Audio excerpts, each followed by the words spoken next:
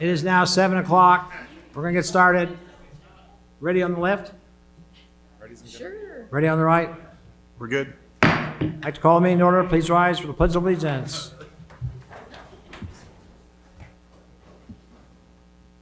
I pledge allegiance to the flag of the United States of America and to the republic for which it stands, one nation, under God, indivisible, with liberty and justice for all. Thank you.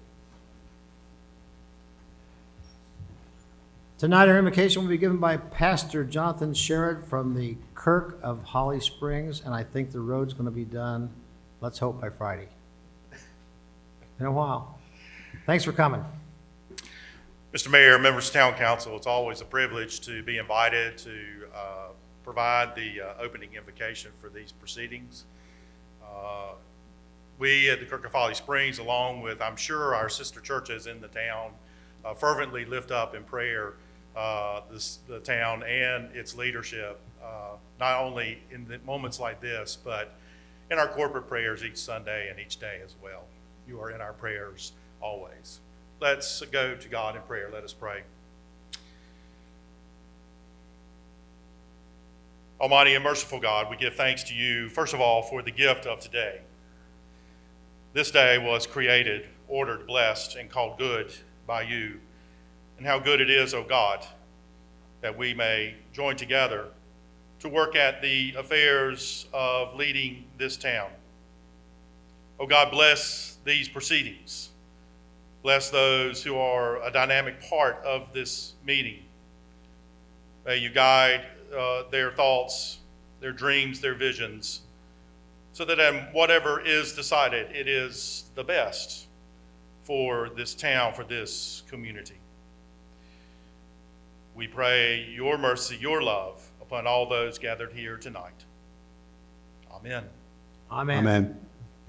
And that was his pastor's voice. We talk about that at church. Thank you, Jonathan. Item number 4, adjustment approval of June 4th, 2019 meeting agenda, Mayor Pro Tem. Hello? Yeah, just waiting, make sure, no changes. We're getting it.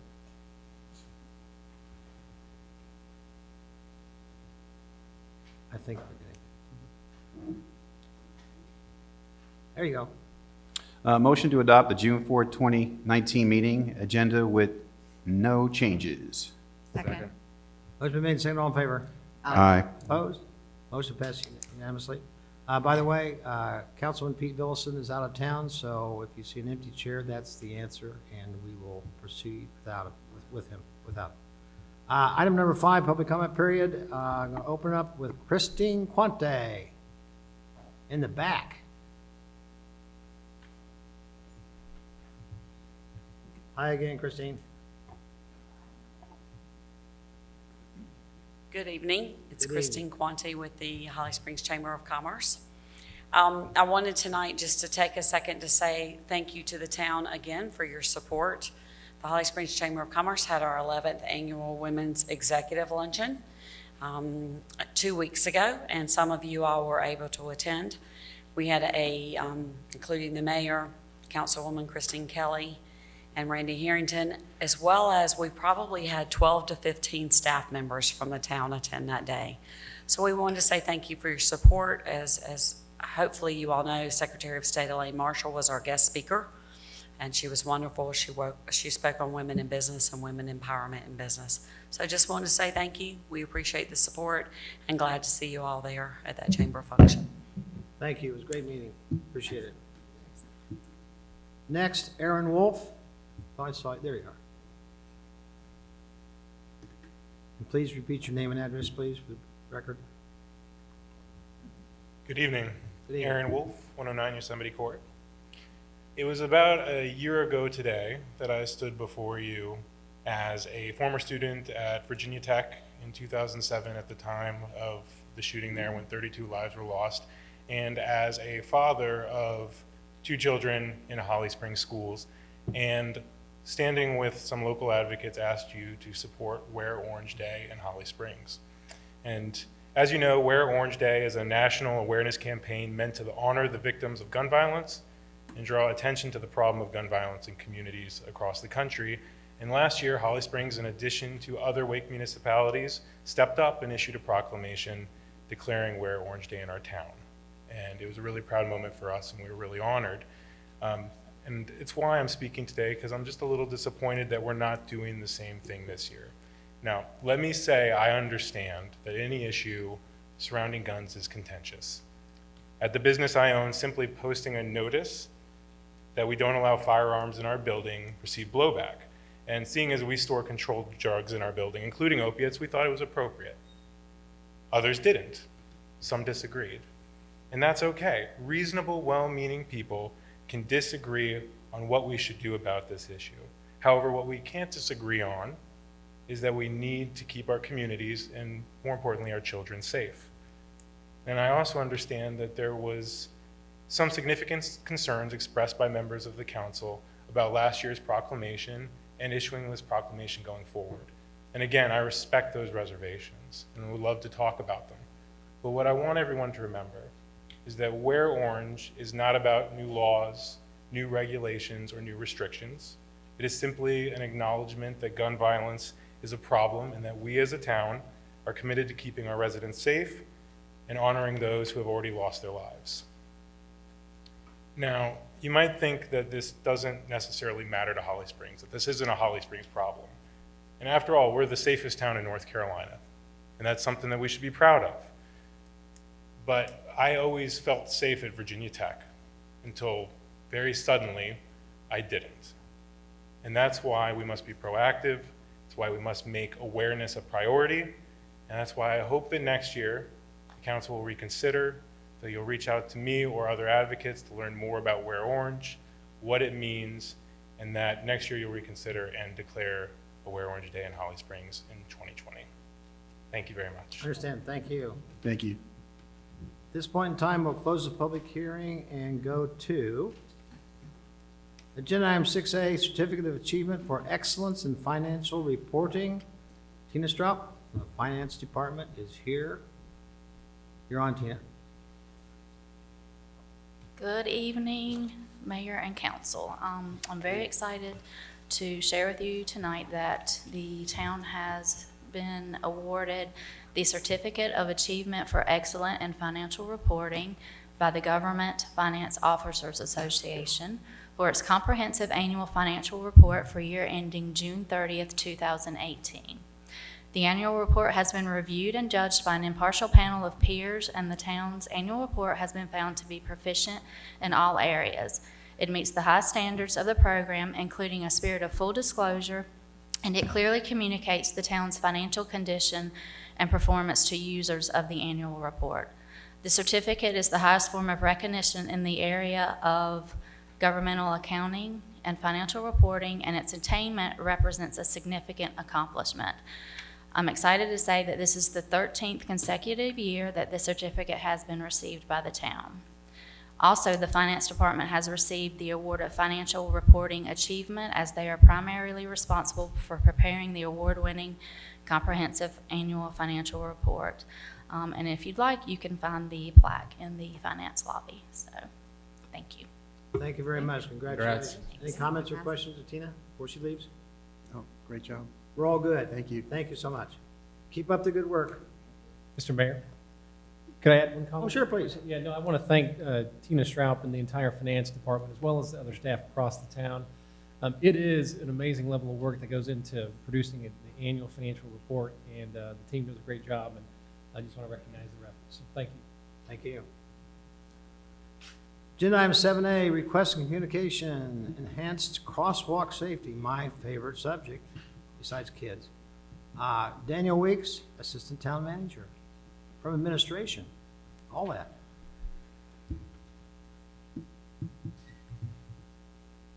Thank you, Mayor Sears and Town Council members. This is the first time I've spoke with the new audio system, so if I'm yelling at you, just let me know. Things have changed. It is louder, I can tell. Oh, yeah, I can tell. You hear us okay, John, in the back? Yeah, okay. Good, good. Hi, Mayor. Okay, so again, my name is Daniel Weeks, Assistant Town Manager in the Town Manager's Office here at Town Hall.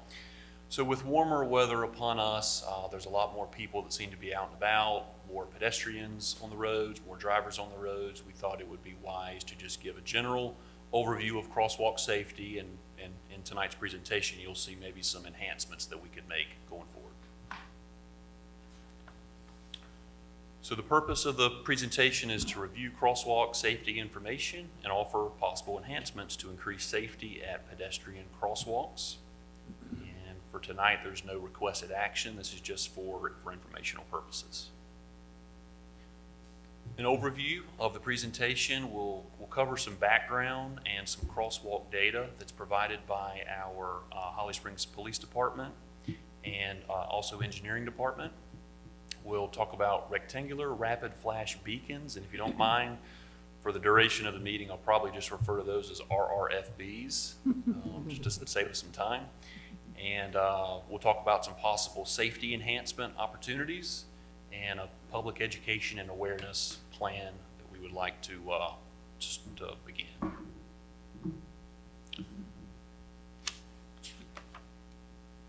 So just some basic public safety information. State law requires that motorists stop for pedestrians at all crosswalks.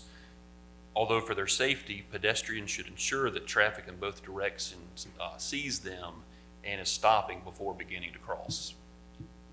The National Highway Traffic Safety Administration findings on pedestrian facilities from 2016 report that 48% of fatal pedestrian crashes involved alcohol, with a mix of both pedestrian impairment and driver impairment. 70% of pedestrians killed in traffic crashes were males. 72% of pedestrian fatalities occurred at non-intersections and 18% at intersections. And 75% of fatalities occurred in the dark, 22% in the daylight, and 3% at dusk or dawn. Just some interesting facts to keep in mind. And the maximum fine for failing to stop for a pedestrian if they are waiting in a crosswalk, if you're a motorist, is $288. That's the max fine. Don't think anybody wants that.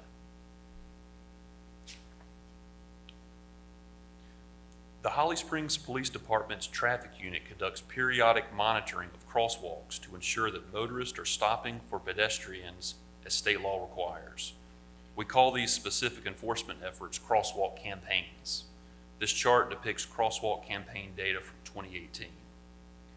You can see on the left-hand side the location, usually the intersection of the campaign, the number of campaigns that took place in the calendar year 2018.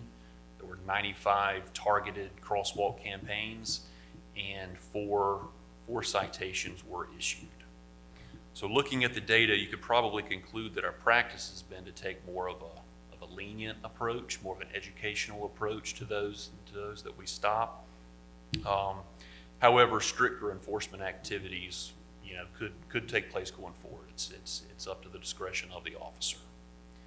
And just to recap for 2019, so far in 2019, there have been 21 crosswalk campaigns so far. Some accident data. During the 3 years from 2016 to 2018, the Holly Springs Police Department responded to a total of 1,497 traffic accidents. Of these, 17 involved pedestrians. That's about 1.1%.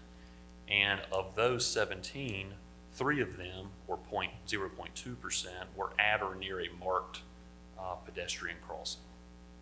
I think the takeaway from this graph is that in Holly Springs, we're lucky to enjoy relatively infrequent accidents involving drivers and pedestrians, especially at or near marked crosswalks, although we must always stay vigilant, both drivers and pedestrians, as the town continues to attract more residents and visitors.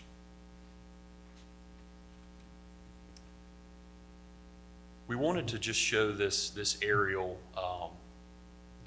that really depicts where we would like for people that want to cross a road to stand, because I think even among staff, there was a little bit of disagreement almost. So this is the kind of the area we came up with, and we would ask for pedestrians to please wait to cross the road by standing in where the green circle is indicated. proudly stand there at the road, make yourself known, make yourself present so the driver sees you. It really, you can't expect to stand back further, say in the red area or back further, and expect for cars to know what your intentions are. And drivers who have the ability and fail to stop for pedestrians, they can be ticketed.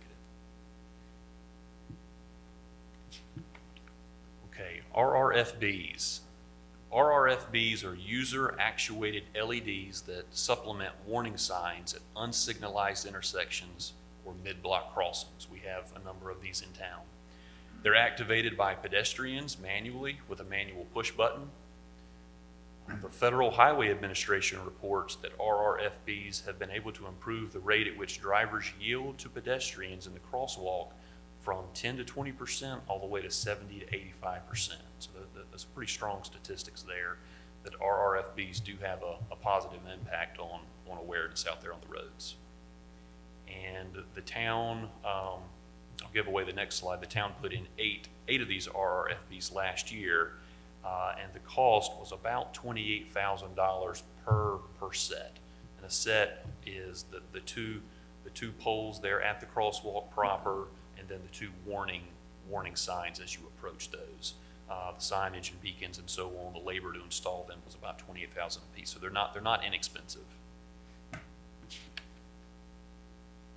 This is a map depicting where the RRFBs are currently located and where potential future locations have been identified. The existing locations are in red. You can see they're mainly along the Main Street corridor, Holly Springs Road, and Grigsby Avenue. And then our engineering department, in consultation with other departments, have sort of picked out some potential future locations. These are not funded yet. Funding's not been identified, but this is where they would likely occur. You can see they're further up along Holly Springs Road, on Main Street to the north. There's one on Avon Ferry Road, and we've got a couple on Bass Lake Road, and then almost at the Sunset Lake Road, Holly Springs Road intersection at Sunset Fairways Drive. Okay, so there's a couple features about the RRFBs that, again, some staff, we didn't even realize, but when we did some research, we found this out. So they're actually equipped with indicator lights. So Councilwoman Kelly, I believe we've sort of had this conversation before about if you're standing, so I'll refer to the image here. If you're sort of standing to the right of that pole there and you push the button, the beacons are facing the other way. So sometimes it might not be clear if the beacons have been actuated or not. There is an indicator light. So if you look up in the graphic, on the side of the unit, there's an indicator light there. And we have had a tester, Dirk, and our engineering department went out and tested this, and it actually does work. You can see the indicator light. So this provides probably an educational opportunity for us to let citizens know that this exists, because I don't think everybody knows that. I never noticed it. Right. I don't think it's like in your face flashing, but I think there is something to just indicate that the beacons are working. And also the pole location has been discussed before, and we did confirm that the proper pole placement is always before the crosswalk.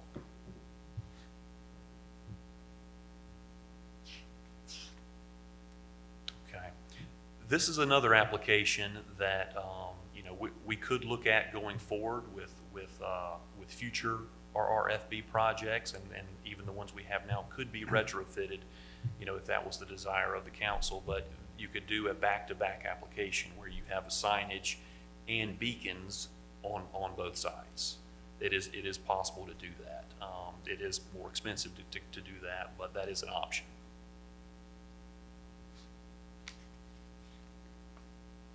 Okay, this is something pretty cool, and a lot of the credit here goes to the Chief Herring and the police department. But we wanted to look at this section of Holly Springs Road is what we're looking at from Cobble Point Way to Middle Crest Way. You've got two schools here, which are indicated by the yellow dots and the purple dots. You've got Holly Ridge Elementary and Holly Ridge Middle there. and you've got a lot of students trying to walk to these schools. Whenever school is letting in and letting out, we have 2 resource officers who are stationed on Holly Springs Road. They're indicated by the red star there. And then this is about the extent of my mapping abilities, but I've sort of put in the blue lines the sidewalks that we have in this area. And the police department came up with a new crossing opportunity to help these students across. And that's indicated by the orange arrow there. So if you're coming from the north side of Holly Springs Road, you do have what we consider a very safe way to get across the road, which is at Middle Crest Way. You have a crosswalk designation, and you have an RRFB there, to get across. But if some people do not feel safe crossing there, if they feel like that's too much of an expanse to get across, they do have the ability to, in effect, make a right, turn right, walk down just a little ways, and that first SRO there, with where the red star is, will begin letting students across. They will get students across safely.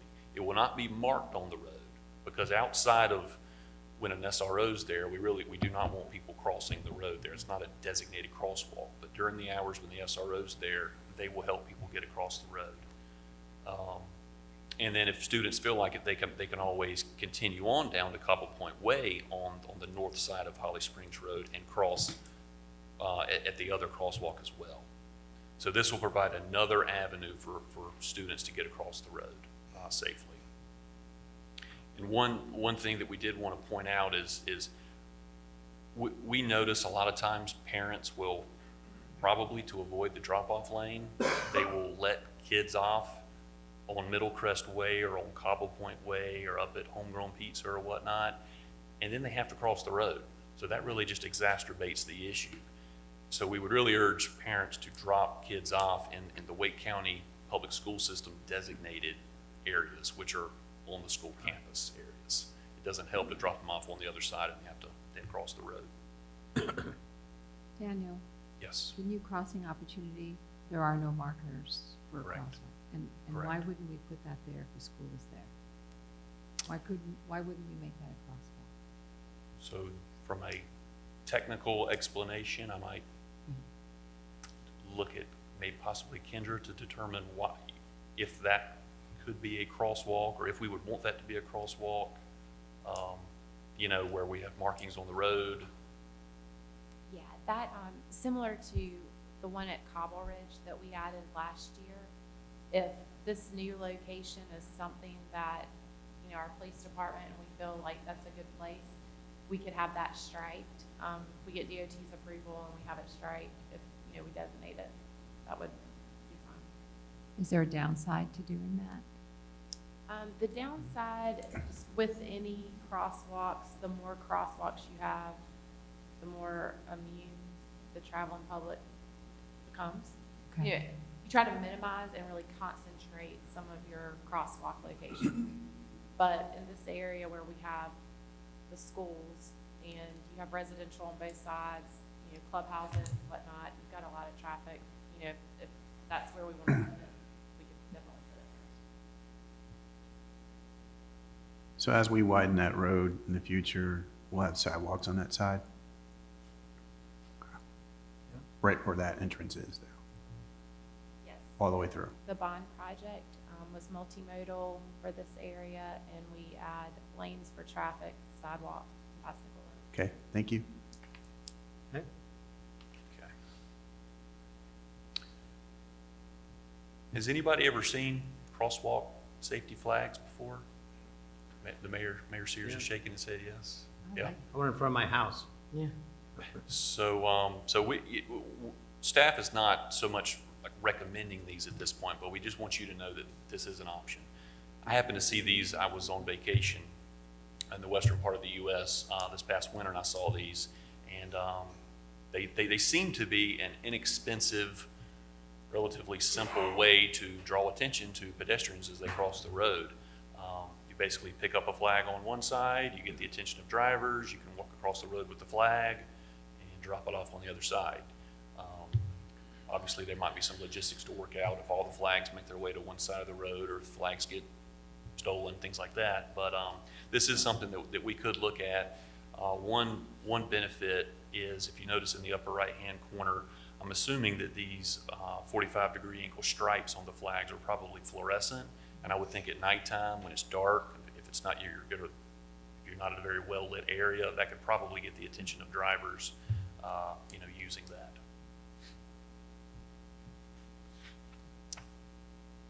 Crosswalk safety webpage. So since 2013, the town's communications and marketing department has produced a webpage and a handful of videos dedicated to promoting crosswalk safety. Many of these can be viewed on the town website and on the town's YouTube channel. So you can see just a screenshot of the webpage here where you can find out information on crosswalk safety. And these are a number of the videos that we have produced. We would just like to play a quick snippet of the one that's been viewed the most times. This is Mr. George Brown. He's in our finance department, and this video was viewed over 5,000 times. We might not have sound.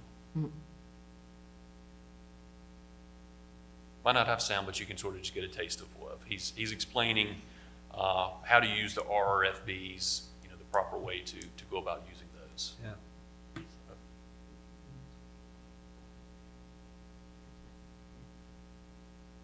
I know the schools have morning programs and things like that. We could probably work with them and make that an announcement at the beginning of the schools for them to watch this in the classes or Right. Yep. just get the word out. I think the fear is more around the schools. That's where it seems like folks are more worried. And finally, just for enhancing awareness, our communications department, Tamara and Mark, put this together, and these are just ways that we will begin to go about we already do a lot to promote crosswalk safety, but these are ways that we can enhance that or supplement that from news releases, web page update. There's a homepage slideshow that we can do on crosswalk safety, social media post, notify me, the videos we already have, plus if there are any additional videos needed. And then I think Mark came up with sort of a strategic monthly utility bill newsletter, especially during times when, like the beginning of the school year, onset of warmer weather, when people are out more walking around, so we can sort of enhance our efforts at those times. Do any of our crosswalk signals have the lights all around the sign, not just the bar? I've seen those down at the beach and stuff. They're they are bright. If we do, I don't know of any in town that I don't think so. You've seen them? I've seen them, yeah. They'll make Dirk's- us up.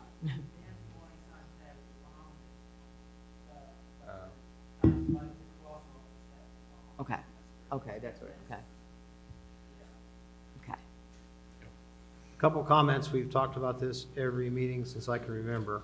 And what I've learned is this. Now, we don't have this on the slide right now, and you probably can't see this, but there's two geese walking across the crosswalk down by Bass Lake. I keep this to remind me that the geese have got it. Maybe some of us don't have it. And then yesterday, out front, this is what you can't resolve and can't cure. A gentleman is trying to cross from that side of Main Street over here to Town Hall. He was almost halfway out in the street. Car came screeching up, turned sideways a little bit to miss him, and said something out the window. I won't tell you what was said. He said something back, and the car screeched on. They knew he was there. Those are pretty hard to cure, and unless I couldn't get the license plate, Chief, I wish I could have. I would have done it and gone to court. That's the part of crosswalk safety that I don't know how to fix that. I don't think anybody does. I wish you did. But anyway, very, very important topic. Anything else? I got a question. As technology changes, have you looked at any type of infrared ports that if you're standing near it, it'll go off? I don't know if you've seen that at all. Is that an option that you've seen, maybe, Dirk? There is, okay.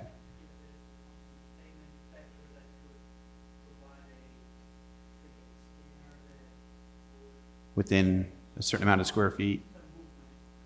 Yeah, I had a kid today who was on his bicycle, and he was just waiting there. And he was near the pole, and people were going by. Yep. So I don't know if that's something we could take a look at to see if that's an option. I don't know what the cost is, but, because people seem like they're either forgetting or thinking that it's gonna go off automatically, and obviously it doesn't unless Yeah. it's pushed. Right. That's what we see a lot right out here, is people aren't hitting the light, and it's so dark. At the ones right out here, you don't even know if someone's standing Yeah, there. if we could take a Till look they at hit that light. It's hard to see, so we have to keep that in mind also. Good It's point. a work in progress. It has been for years and probably will be for years, but I think we're on the right track. Anything else? I just want to say I appreciate the thought that went behind here, because there's a lot of data, and data-driven decisions are much more impactful. And even getting this back out, because I think maybe folks think we had more accidents or more issues, data-driven decisions are great. Right. But I love that you guys were thinking out of the box for new things. I was thinking if you just even got a crosswalk sign, we could have it out there. Because I've stopped near the Middle Crest with my car doors open to say there are kids crossing. People were not stopping. We could take turns and just spontaneously be crosswalks just to change behavior and just highlight, So I'm ready to do whatever we can to keep these kids safe. Yeah, I think it was a year, maybe 2 years ago, we had a parent, a Holly Springs parent, and come in about, with her son, out when they were in, it wasn't in the state, and they were both hit in the crosswalk, badly injured, and just, it was very emotional. Yeah. Right. I think a lot of people think, well, if I don't see it happen, or it doesn't happen around, it's really tough, so. But yeah, the behavior modification is big on both sides, Right. pedestrians and the drivers, so. Sure. Yeah. Yep. Okay. Thank you very much. All right, thank you, Thank you, Daniel. Daniel. Thank you. Agenda item 8A, consent agenda, Mayor Pro Tem. Motion to approve the consent agenda. Second. Motion made, second, all in favor? Aye. Opposed? Motion passed unanimously, thank you. Agenda item 9A, public hearing, United Development Ordinance Text Amendment 19-UDO-03, lot design and public place reservation. And we have Sean Ryan at this point, maybe more, right? Just me tonight. Just you tonight? Okay, Yep. you're on. Good evening, Council. Sean Ryan with the Department of Planning and Zoning. Tonight I have a proposed UDO text amendment for you. The purpose of this text amendment eliminates text from the UDO which ties the Parks and Recreation fee in lieu to the Consumer Price Index. It clarifies the definition of fair market value, as well as provides direction to how to accept land dedication or the fee in lieu. So the order of the action item tonight will be to conduct the legislative public hearing, followed by the adoption of the statement of compatibility, and then adoption of the UDO text amendment ordinance. Planning Board did review this ordinance at their last Planning Board meeting. They did not have any comments on the proposed changes. They are recommending approval by a vote of 9-0. Did just want to note that some changes to the ordinance were made by staff after Planning Board reviewed this to reference language that's found in North Carolina general statutes, just to shore up our requirements in conformance with general statutes. Anything for Sean before we open the public hearing? Seeing none, we'll open the public hearing and close the public hearing. No one signed up. Further discussion? No. Looking good? I think we talked about this. Okay, everybody's good. Motion? Motion to adopt Resolution 1921, Statement of Compatibility. Second. Motion been made, second, all in favor? Aye. Opposed? Motion passed unanimously. Oh, there's two, okay, sorry. Motion to adopt UDO text amendment ordinance 19-05 to approve modifications to UDO section 7.06, lot design and public place reservation. Second. Motion been made, second, all in favor? Aye. Opposed? Motion passed unanimously. Thank you. Thank you. Thanks, Sean. Agenda item 10A, fiscal year 2019-2020 budget adoption, and there was an amended packet that went out with one minor change, which I think the town manager will talk about real quick. So I'll turn that over to town manager, Randy Harrington. Great, thank you, Mayor. And members of council, I first want to thank you again for your hard work this spring and your dedication and guidance throughout the budget process. Appreciate that very much. And I look forward to your consideration here tonight of the recommended budget. I think as you all recall, and for the members of the public, this process starts very early. It starts in the wintertime, actually. And components of that include your annual workshop that helps guide us. And then through the spring, we had a pre-budget hearing workshop, or a pre-budget hearing in March to receive some input from the community. And then we had the recommended budget presentation on May 7th, then followed that with a public hearing and then a workshop that you had. So just want to highlight that again for you all and for the members of the public who might be listening or here this evening. This evening we do have one, I want Mary just to comment just briefly, just in the spirit of transparency, one technical clarification that we have in the budget ordinance as it relates to how the distribution of the property tax rate to the operating versus the capital component. I just want to clarify one little piece on that. It doesn't change anything in terms of the total budget amount or any other kind of the key components of the recommended budget, but I do just want Mary to comment on that just briefly and clarify that for you for your benefit. Mary Hogan, our finance director. Thank you, Mary. Okay, see if I can do this time. Hi, Mary. Hello, Mary Hogan from the Finance Department. So you got a copy of the ordinance in front of you. It's the second one you got tonight, but this one is right as rain. It looks like this. Did it not get passed around? Oh, right here. Oh, sorry, it didn't get all the way passed around. Yeah, Yeah. I didn't see it. sorry. Time Thanks. out. And it's very similar It's right there. to what you would have gotten in the proposed budget. Everybody good? Yeah, it's very similar to what you got in the proposed budget. There was some wording in there that we thought was probably not very clear, and I wanted to clarify it. It doesn't have anything to do with, as Randy said, the numbers. The budget numbers aren't changing. We aren't adding any money or adding any expenses. This has to do with the way that we are, with our new sort of endeavor into taking our ad valorem taxes and appropriating directly into our debt service fund. And we have, in past years, that money has come into our general fund, and then we made a transfer into the debt service fund. And now we're going to sort of skip that step and just go straight to the debt service fund. The number, the amount that we have determined is the accurate amount to put straight into the debt service is the number of pennies that we can trace that are directly approved by the citizens and prior councils to be appropriated for the purpose of debt. So we have 7 cents that we used for the purpose of debt up until about 2011. Then we had another 2 cents in 2011 when we raised taxes, you'll remember, with the Parks and Recreation bonds. And now we have the additional 5 cents that we are now adding on for the transportation bonds. So the total cents that we will be appropriating directly into the debt service fund from our ad valorem tax receipts is going to be 14 cents. And I think the way it was written last time, it was 12 cents. It was not acknowledging the 2 cents from the Parks and Rec bond. And I just want this to be clear and also to represent exactly what we're going to be doing. So it's a technical issue, but just in case you, I don't like giving, the two different pieces of information that don't coincide. So any questions about that? Questions, Mary? I think it was 2 cents, right? 2? Good. Thank you, Mary. Anything further? No, Mayor. Okay. Any further discussion? Okay. We have a motion. No. No motion? Okay. Yeah. I think 10A. I thought it was a motion to adopt ordinance 1906 adopted, blah, blah, blah. No, okay. Okay, pass. 10B. We can't pass on that one. Well, that's what I thought. There's no Should I go- slide, so we just have to say it? Oh, There's no, slide, no okay, slide. thank you. Did we have discussion, or Discussion, sure. did we go through that? Yeah, he does. Well, I was there and then, Oh, did you? Okay, I didn't hear you. go ahead, we'll do it again. Yeah, I got a few comments. I'll just jump in and we'll get Please. the motion taken care of. Overall, the budget, as Mr. Harrington mentioned, the budget process is a long one. This year in particular, I think it's been it weighed on me pretty heavily, at least, and I'm sure the rest of my peers, considering what's in front of us.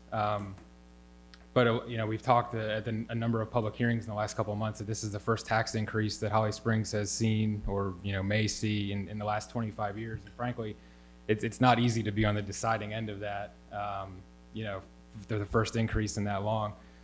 But this tax increase is solely related to debt service for transportation bonds. Those were approved by a 60 to 40 margin of our residents. I think there was a loud message from our voting community on moving forward with these transportation bonds. And I plan to do so with a heavy bit of consideration, because this will have a real impact on our residents in Holly Springs, especially coupled with the egregiously high tax increase the county passed last night of about 10%. You put those two things together and our residents are going to be hit pretty hard this year with tax increases.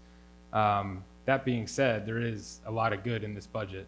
Our service levels are increasing to keep up with the growth. We aren't raising taxes in the general fund. Again, this is just tax increase to fund transportation bonds and debt.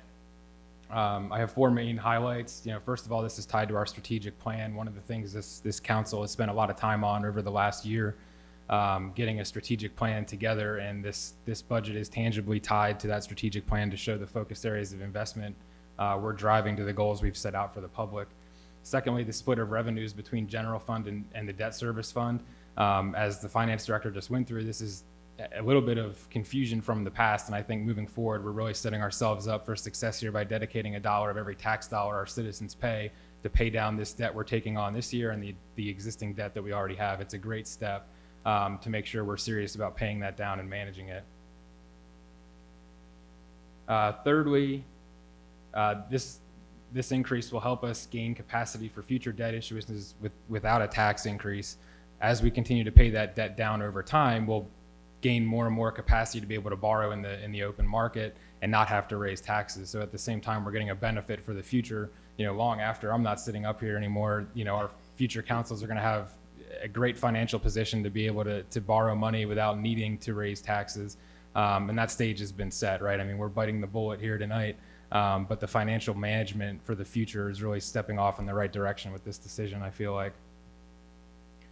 And the last thing, a sense of pride, I think, is over the time I've been on the council the last 18 months or so, and I've had a lot of conversations with staff members, firefighters, police department members, public works technicians, folks downstairs out in the field, code enforcement folks. And this budget makes a really sizable investment in our employees, a 1.65% cost of living increase, a 3.25% merit pool, over a $100,000 investment in optional health plans. That is the #1 complaint I've had from employees, is the cost of our healthcare coverage. And I'm really proud to be a part of this council, and proud that our management staff has recognized that, and we're going to do something about it tonight and invest in our employees. We're also going to have 6 weeks of paid leave for new parents. I mean, these are table stakes for retaining top talent. As part of our strategic plan, we want to be an employer of choice. It was something I was very keen on in my discussions with the manager. We've embraced that in our strategic plan, and we're putting dollars behind that tonight, and that's a great thing to show that we're really serious for our staff and wanting Holly Springs not only be a great place to live, but a great place to work. Growing towns need to invest in themselves. The state's dollars and federal dollars don't always keep up with our needs, and that's why we have this transportation bond on the table. And it was clear, our residents spoke, this is something we want, and this investment comes at a cost. It's not a perfect solution, but it's a solution, and we're going to start to see some improvement in our traffic situation, and I think that's something that all of our residents have been after for a long time. So it's exciting, it's scary, and not easy to make a decision like this. I can certainly attest to that, but I applaud the management team, Mary, Corey, all of our department heads that put time into this budget and gave us a really concrete package to evaluate. So kudos to you and all of your staff for that. And I'm looking forward to the future in Holly Springs. Thank you, Dan. Other comments? Just want to let everybody know that budget will be online. Once it's approved, it'll be online. You'll be able to go through it. It was written very, very well and very easy to read, and to some great graphics that kind of break it down of what it's going to mean to your household. Others? I was just going to add that because it's a primary document that we use to communicate with our residents, I have also been sharing comments with Randy about some of the positioning of the categories. I think giving some more dialogue around some of it is important so that folks can consume it. And this year's budget went a long way with the new graphs and the new charts to make it more consumable. I think just messaging around it is great. Like Dan, it's never easy to increase the tax base, but I'm excited that the momentum we have here is to be much more data driven. And So we are going to collect more measures and see how we do the checks and balances that might not have been there in the past. So I think that's where we're heading.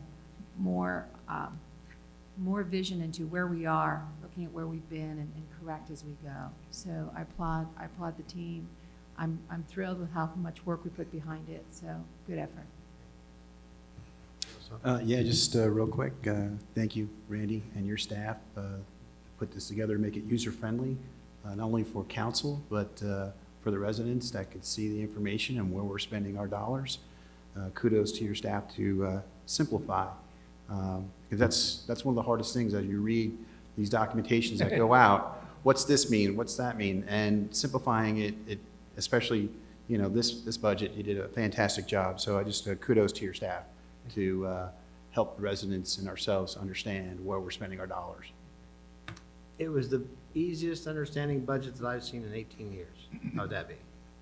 So what was a lot of work for them was not for us, right? Yeah, That's I right. guess it's hard to At least make reading it and things easy. And deciphering. even I understood most of it, but not all of it. Now we're going to have a motion, am I correct? I have the motion. Shall I read it? Thank you. Go ahead, Mayor. I was going to recommend that the way it's written in the cover sheet there on the agenda should be sufficient for a motion. I have motion to adopt ordinance 1906, Yes. adopting the fiscal year 2019-2020 town budget. That look good? Okay. Do I hear a second? Second? All in favor? Aye. Opposed? The motion passes. Thank you. 10B, new business, town code amendment to add street tree maintenance ordinance. And this is very, very important. And we have a very important person to talk about it, Matt Beard. Planning and zoning.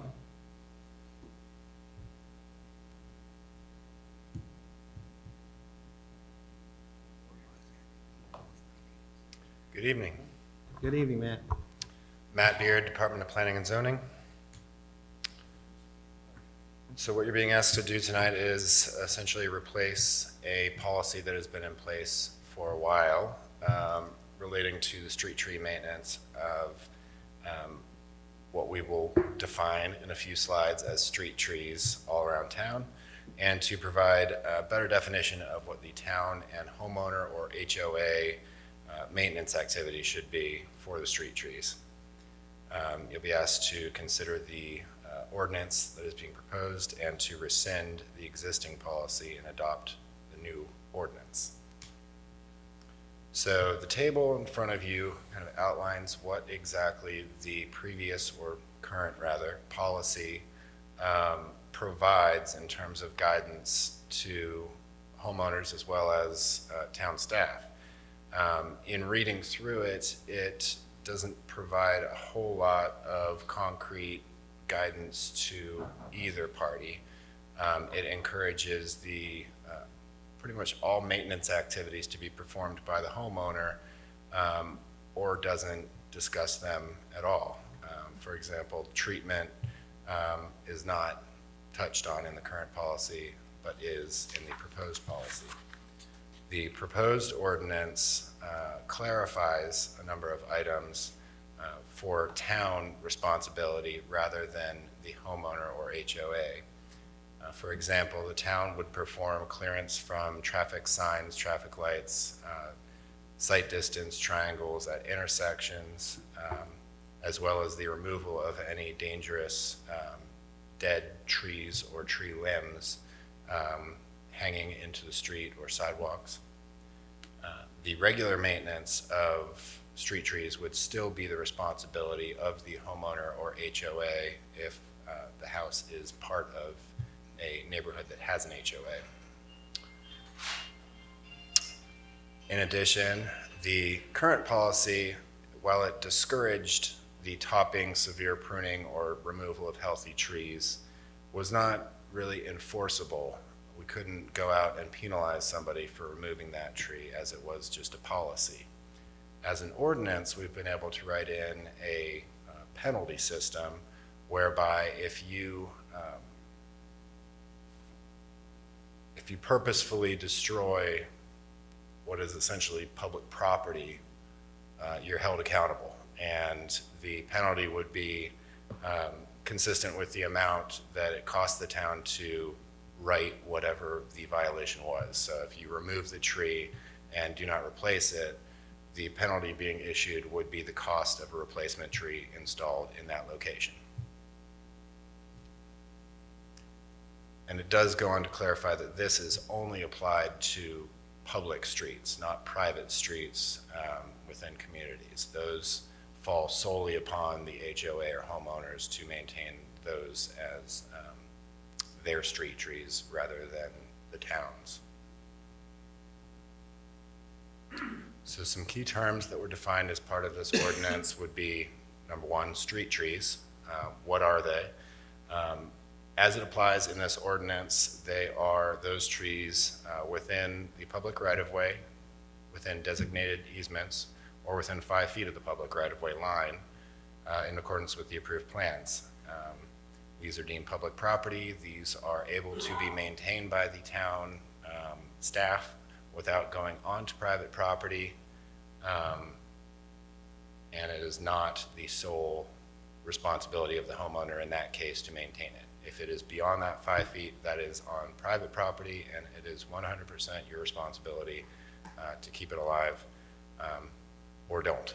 As long as it's not a required tree and you're not violating any other terms of our ordinance, you can remove it. We also go on to define adjacent landowner.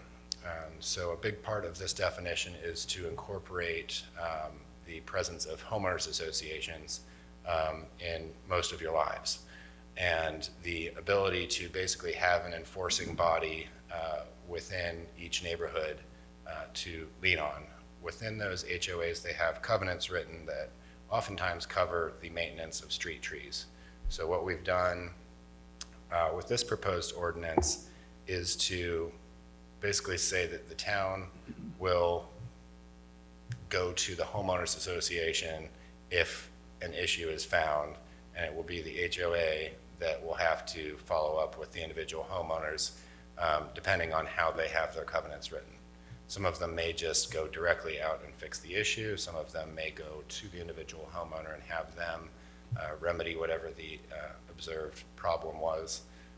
But either way, we will be reaching out to the HOAs if we are the ones observing the problem. We had some clarifying emails going around this morning and this afternoon, kind of talking about what this actually means from a functional standpoint. Like if I'm part of an HOA and I call up saying that I've got a tree that fell over, is the town going to come out and do it? Yes, we would do that as part of this ordinance. If they have limbs hanging down over the sidewalk or too low out into the street such that it's going to start hitting trucks or anything, we would go back to the homeowners association and say, this property has an issue, please have them limb up their trees to the specified heights to avoid any kind of impact on either the pedestrian or vehicular traffic going by that street tree. And we can kind of go back to that and address some more specific scenarios if you'd like, once we go through a little bit more slides. The current town policy statement, again, is not really an enforceable policy, as it is meant to guide town staff in their activities rather than the town citizens. There is, again, no violation or enforcement language written in, whereas the new proposed town code ordinance is a public-facing document that anybody can look up. It is enforceable with the penalty structure written in. We have defined terms for street trees and adjacent landowner that we've just gone over, and it is now illegal to top or severely cut back the limbs on a street tree, or to remove a healthy street tree, or to replace a removed street tree with the wrong species of tree. So if you have a street tree that you have removed or has died and you wish to replace it, please call us first. We can avoid a lot of headaches if we are going through the proper channels call up the Department of Planning and Zoning. We're happy to pull up your subdivision plans and find out exactly what you have specified for your lot in your subdivision as your street tree species. The violations being issued are civil penalty. As I stated, they're commensurate with the town's cost in correcting the violation, and the ordinance is intended to provide the ability to enforce against those who purposely damage or kill public property. So that is to say that if you fail to limb your street tree up to 13.5 feet in the street, we are not going to come out and slap a violation on you. We're going to ask your HOA to go and take care of it. If it comes back as, we don't have the ability as an individual to go and take care of this as the homeowner, and the HOA looks like they are not going to do it, the ordinance also allows for town involvement in those situations. So we leave the door open for town staff to be able to go out and perform some of these maintenance items that are otherwise put on the homeowner or homeowners association. So this doesn't preclude any kind of town activity in the care or maintenance or replacement even of street trees. In the past, we've mentioned the street tree replacement pilot program.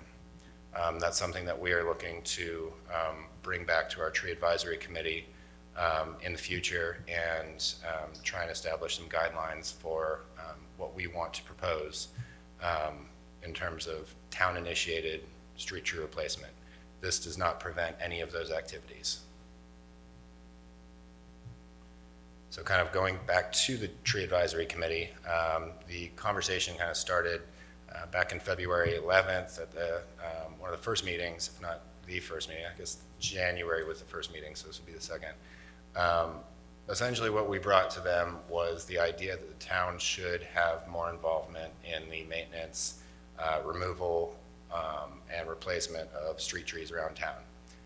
The reaction we got from the tree advisory committee, which is made up of various resident experts in either tree-related fields, public education, all sorts of stuff. We have a great team that we work with. Essentially that they wanted to retain homeowner responsibility for those things because they didn't want us over-promising and under-delivering. If we were to come out and say, we're going to take care of every tree around town, that's 13,000 street trees, and we're not prepared at this point to make that jump. So this is essentially taking what we had written in the policy, clarifying a lot of things, adding in town maintenance where public safety is an issue, and leaving the door open for further town involvement going forward if it's determined that that's a realistic use of resources and beneficial use of town resources. So we then went back to the tree advisory committee on March 11th, a month later, with some clarifying statements written in, again, kind of pulling back on the town involvement, making it more homeowner and HOA centric. This is where the request that HOA should be more involved in the maintenance and treatment of diseased trees came from, that we've kind of written in. So we refined that language, brought it forward to the April 2nd Town Council as part of the requests and communications to seek your feedback on that draft. You provided some good feedback on a number of items, including the enforceability of some of the statements that we were writing into the draft ordinance, the assessment of penalties, whether what we were asking for was fair. Likewise, the individual treatment of a sick tree where the thing that is making it sick is communicated between adjacent street trees, that we should factor in or write into the proposed ordinance that you shouldn't treat an individual tree if it's next to other sick trees because it's just going to get sick again. So that was a good point that we hadn't written in yet. We also heard about kind of the ambiguity of the language in the ordinance versus HOA covenants and which one is really going to kind of trump the other one. So we've worked on that. We took the issues that were brought up at that council meeting back to the TAC and presented the new draft with the modifications from the town council, and then brought it back to town council after that on the 16th of April, or we attempted to. It was deferred to go back to the tree advisory committee for a second time, just to make sure that everybody was on the same page, that it was clearly supported by all of the voting members of the tree advisory committee before we brought it back before you, just to make sure that there wasn't any kind of loose ends at that point. So at this point, kind of here we are at that at the May 13th meeting. We did ask for them to vote, and we had a unanimous support from those members. And we do have our TAC chairperson, Rachel Woods, here this evening if you'd like any feedback from her or questions for her. Or if, Rachel, you have anything you'd like to say. We're good? Okay.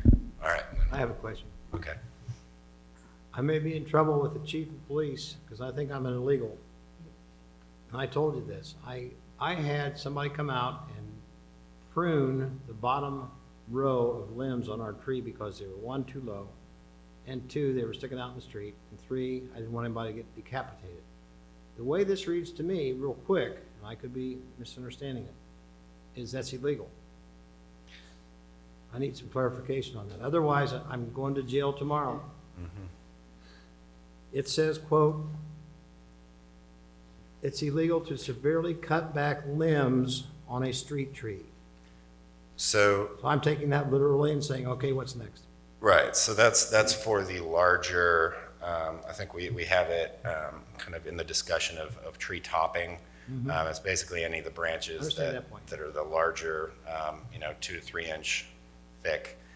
If you're removing those, that's going to cause some damage to the tree. If you're removing the lower limbs, such that you're actually making it safer to pass around, that's absolutely 100% what you should be doing. Should that be amended at all, or are we good with it? That's a question. I'm looking at it saying, I know what I did. I think, What you did was prune, and that's what this ordinance says is your obligation. Yeah.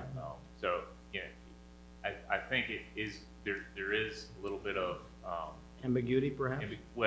discretion in interpretation, because you can't get to a severe cutting or topping. I think the distinction between a severe cutting or topping or a pruning is the distinction is going to be determined as to whether or not the tree survives or not. So if you cut the limbs and the tree survived, then you did the right thing. If you cut the limbs and the tree died, then it was severe and in excess of what you should have been doing. And so I don't know that there's a better way to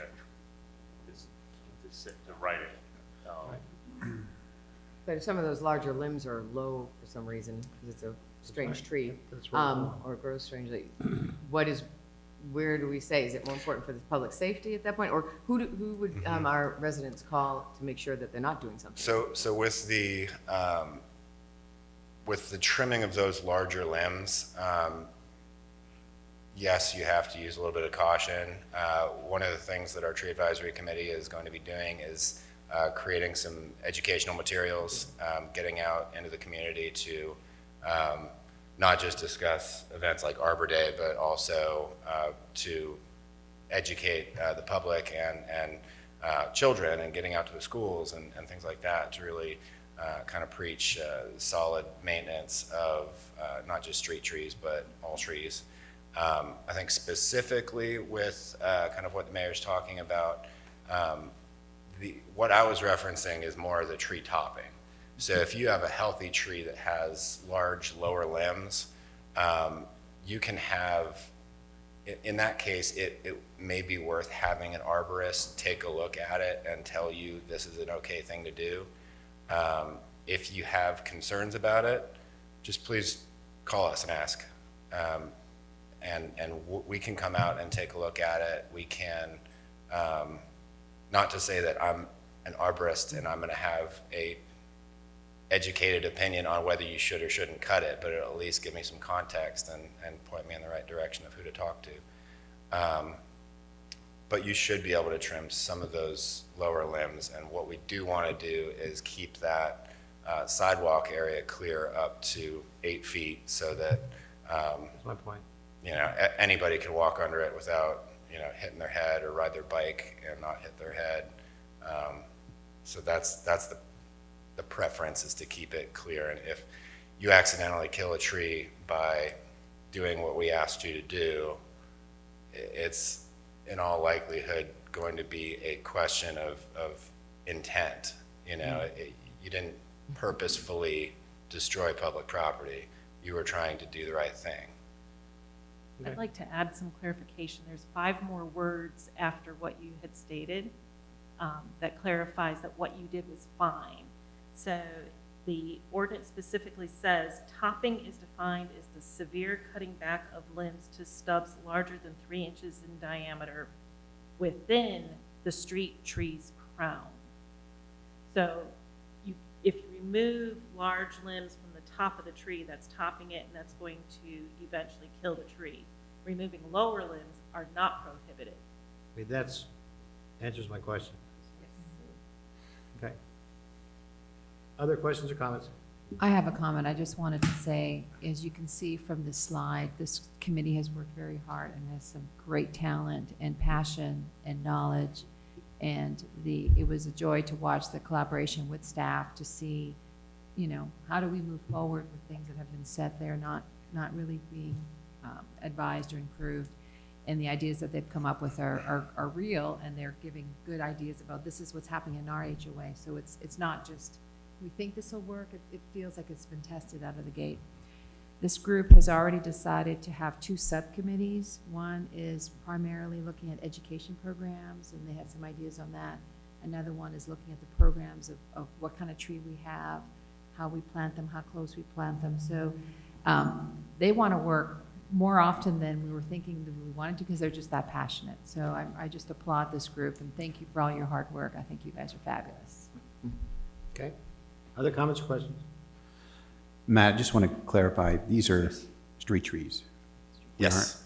This ordinance does not apply to trees on residents' property, correct?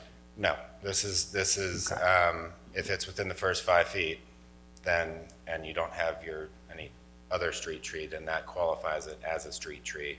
And we put that in just because we have some neighborhoods that have their intended street trees placed right kind of behind the sidewalk instead of between the curb and the sidewalk.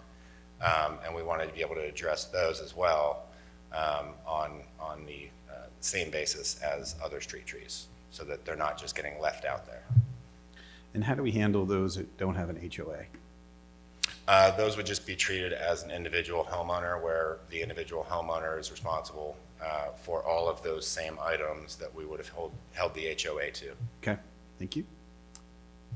You may have answered this before. We talked about this before the meeting. The kind of calls I get is when the street trees are covering the street lights, and I get several of those, and I said, okay, Matt, what do we do? And you said? So in those cases, our public works crews are the ones going out and performing those maintenance items. So without maybe stepping on too many toes, I think it would be okay to call up Public Works directly to address those. If you have a dead street tree, we would appreciate it in planning and zoning, as the keepers of our street tree inventory, a heads up as to what is going on. If you've removed a tree and are replacing it, we would love to be able to update our inventory and keep that up to date. So I guess when in doubt, feel free to call planning and zoning. Yeah. Disease trees, same thing? Yeah, disease trees We had this are, last year. yeah, I mean, it's a little bit harder to define, because unless you're an arborist used to looking at what a type of disease is, it may or may not be a severe issue. So in those cases, we've talked to HOAs about kind of mass treatments if something has been identified and looked at by an arborist, and there is a treatment solution that's reasonably effective and provides a good expectation of survival, we would absolutely support that. As long as it's not being done kind of one at a time. Right. We've learned, we've got a lot of brain power in this town, and we've leaned on a good bunch of it. And we have individuals in Parks and Rec who have kind of taught us about the various treatment types for the different diseases that these street trees are impacted by. And it seems like going forward, treatment may be a more cost-effective solution in a lot of cases. And it's something that we want to promote from the homeowner maintenance side of things, as well as maybe from a town-initiated standpoint going forward. Certainly for trees on town property, it's something we can look at. But again, this ordinance doesn't preclude any kind of town involvement. So if we decide that we want to increase our involvement in the health of these trees, we can do so, budget willing. It's a good thing, good thing. Any other comments? We good? Mhm. Think we have a motion? There you go.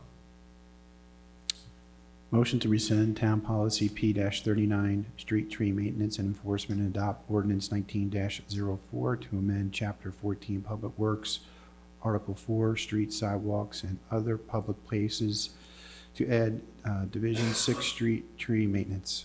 Second. Motion been made and seconded. All in favor? Aye. Opposed?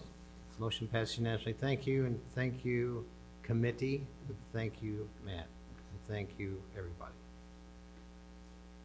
At this point in time, we'll go into other business, and I won't do the crosswalk speech because it's already been made, but we will continue to work on that.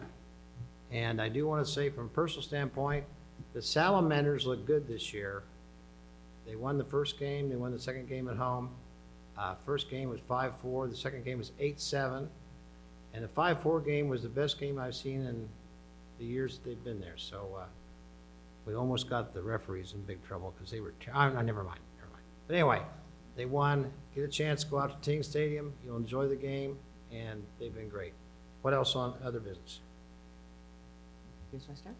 I was gonna say, thank you for public comments about the Wear Orange that's happening this week. So starting June 7th, and there's actually an event June 8th, and it's to raise awareness for promote gun safety and end gun violence. So I will be wearing my orange shirt.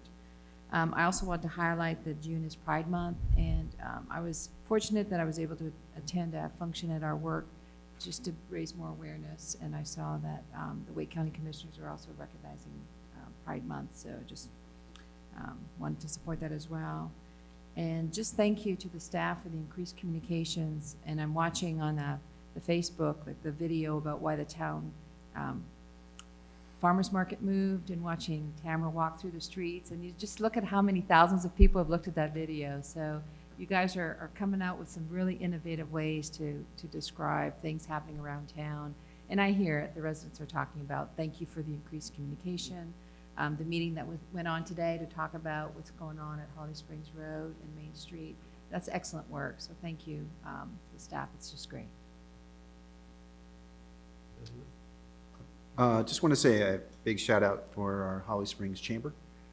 This past week, they hosted the College World Series Club Championship, and it was pretty hot out this past week. But congratulations to the University of Illinois. We had several teams throughout the country that attended this Championship World Series, and the feedback from the residents was our facility was top-notch, and they thank us. So great experience for the kids, a win-win for Holly Springs. Good enough.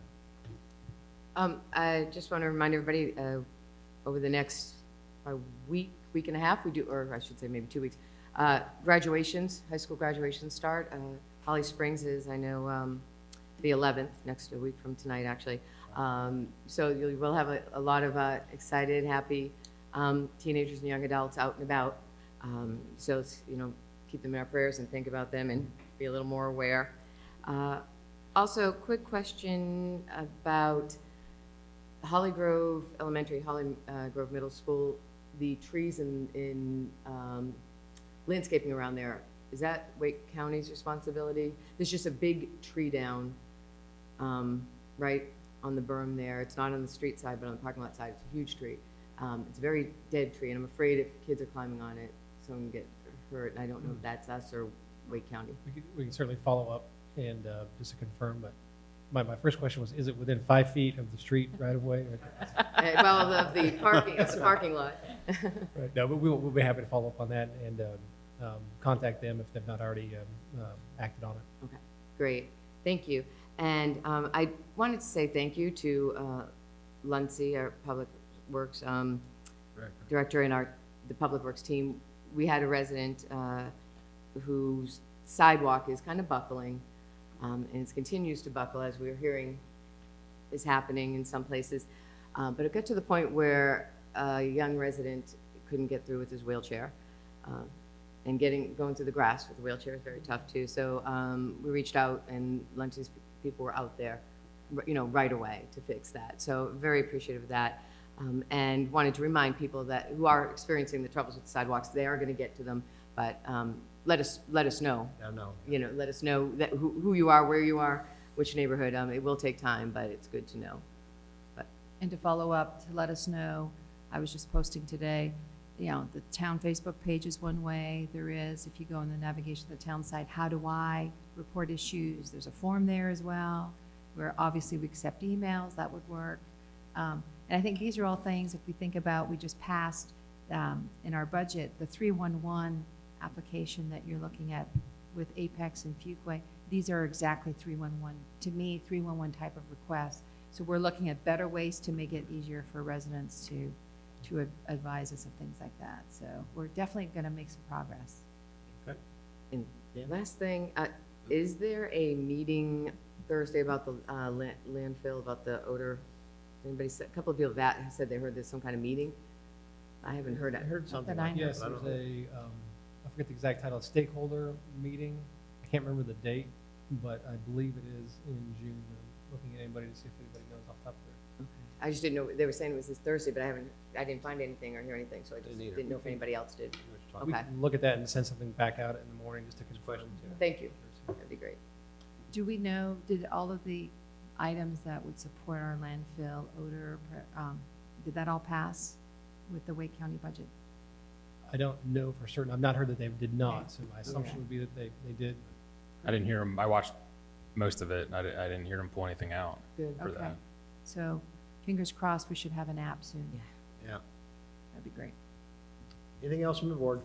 Just a quick thank you to our Parks and Recreation Director, Leanne Plummer, and Melissa Sigmund from Planning and Zoning, who last Thursday night with Councilwoman Lee and myself met with 4 Holly Springs High School juniors from the AP Environmental Science class who've taken up a project to address some of the impacts of growth and development in Holly Springs.